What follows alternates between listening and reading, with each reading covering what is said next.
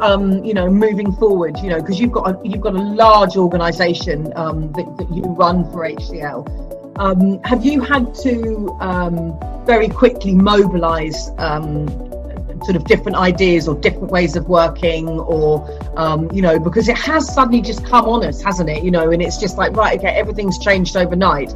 I mean, what are the three sort of, or the key things that you've had to go, right, okay, this is maybe where we need upskilling, this is where we need to, have you found an area that you've gone, right, that's what we need to work on? Or it's amazing. So you kind of, in almost every week, right? So we're at 170 days in the pandemic. And we've had so many different chapters to this kind of weaving story. It's pandemic, it's global economy, it's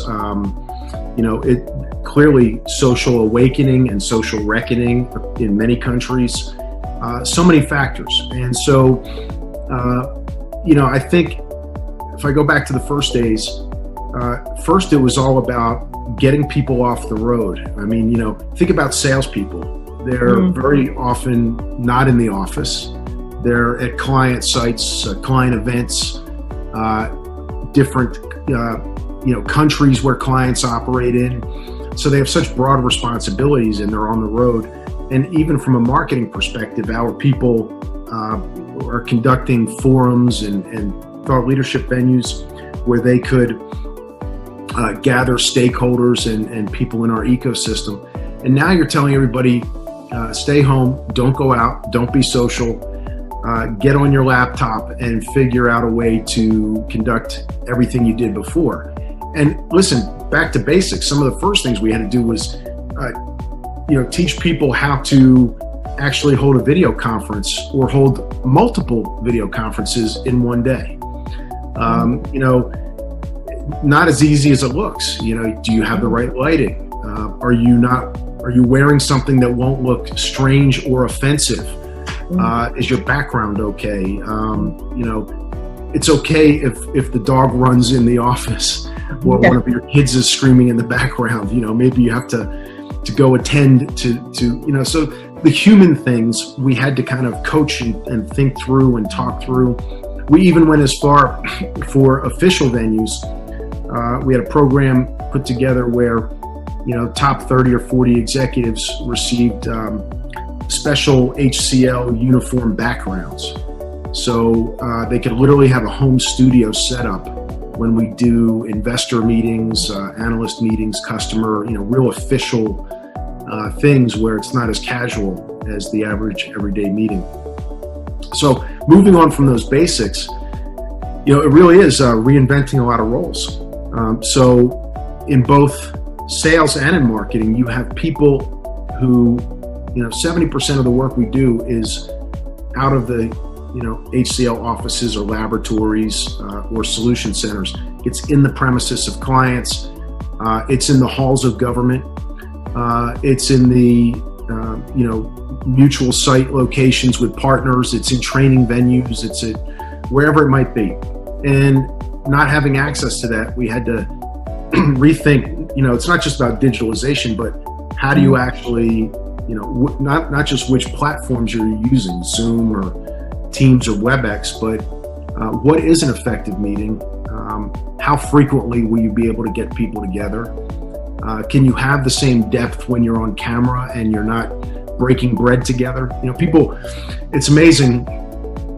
You think of how important just the routine business meal is, and so much has been written and said about it, but there is something to be said about dropping business talk and having to make small personal talk while you're sharing food together. I think people miss that now. They took it for granted.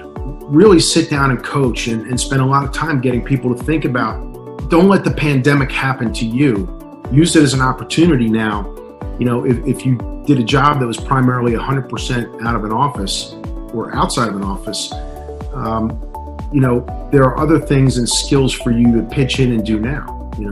There's never been a time for everything from, social media and content creation. On the sales side, people now have more time to actually research and apply their research to coming up with value propositions for a client. So it's not just the social aspect, but they can really be thoughtful about what's being proposed and how it's differentiated. So, and we've had to teach some of those skills in this pandemic. I think just like every company, the prognosis just fell off a cliff. People, for example, if you had a big deal in front of an airline or a hotel, it probably didn't happen in the first couple months of the pandemic. I mean, everybody went into a world of hurt right away. I see buying cycles starting to shorten. There's no need to have a 9-month RFP process where, in a matter of week, you could probably bring, if you're evaluating different technology or service or any type of vendor, you can bring people together in forums like this with 20, 30 people on a screen. You don't have to wait 4 months to schedule something because of scheduling conflicts. I've seen far more C-level executives now have time in the day to hop on a 15 or 30-minute video, right, and get things done. So productivity, efficiency's been way up. Pipeline's been up. Selling results have been way up, and some of it, an immediate need of the pandemic, those that need cloud or infrastructure or security services, that just such high demand, digitalization. But now people are starting to say, okay, I've got that piece kind of secure and stable.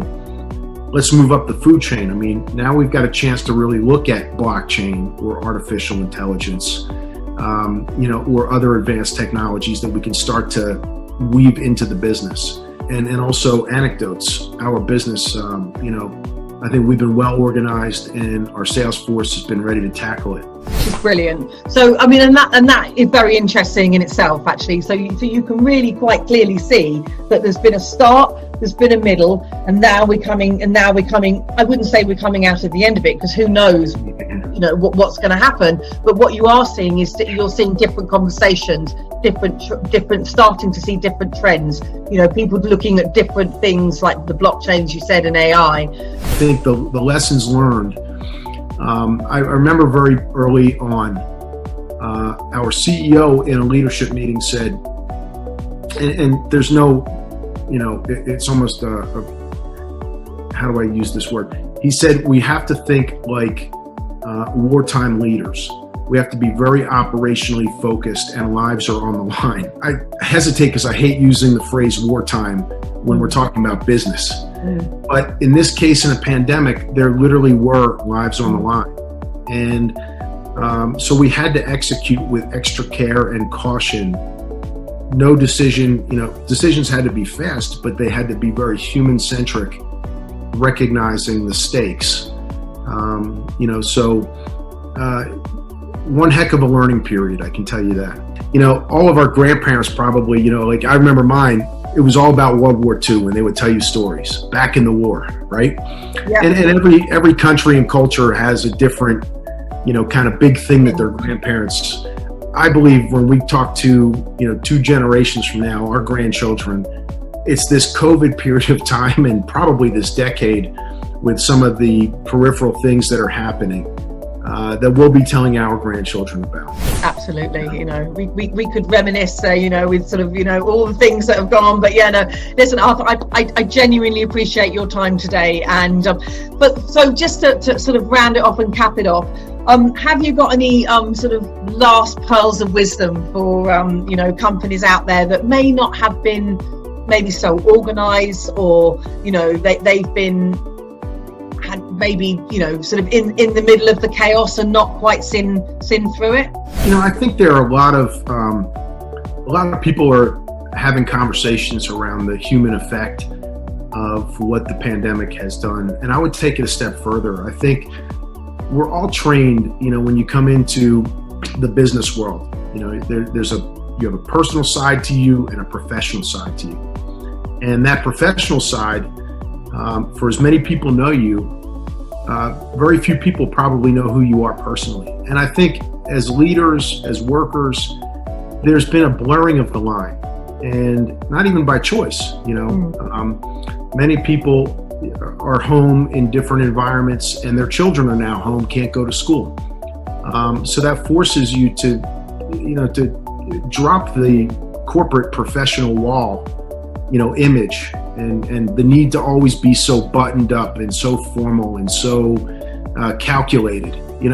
That's all kind of going by the wayside. And I think when we talk about authenticity or humanity, it's okay to actually show who you are, and to show some weakness. I think people will respect that during this time, because we're all learning from each other how to deal in this global setting that I think is going to transcend beyond just a pandemic. So for me, that's been a big reflection is, you don't have to. I grew up in an environment, I always joke, my father, who was a doctor, was always, 7 days a week ready to go to the emergency room and see patients. So 7 days a week he was in a suit and tie. So I grew up in a sense of formality, and everything had to be so composed at all times. Well, and here I am today in a polo shirt. We're having a business conversation. It's okay. That's been it. Arthur, thank you so much. I've got so much out of the call today. I genuinely have. I think, it's a genuine pleasure to connect in with you again. And, and I know people will get a lot out of this, because I certainly got a lot out of working with you and learned a lot. So, it's, I wanted to give it to the rest of the world. Wonderful. And, brilliant. Emma, and truly, I do. You were always a great source of inspiration to me. You provided me with some really wise counsel, extremely intelligent counsel, and I'm thrilled to see what you guys are doing and the value you're providing in the market today. Brilliant. Keep it up. Thank you so much. Really appreciate that, Arthur.